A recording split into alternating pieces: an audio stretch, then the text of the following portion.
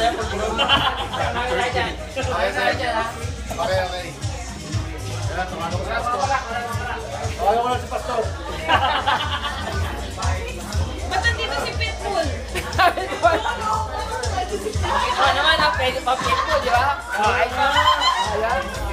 Tama mo yan. Wala. Bakit ka? Hello. Hello.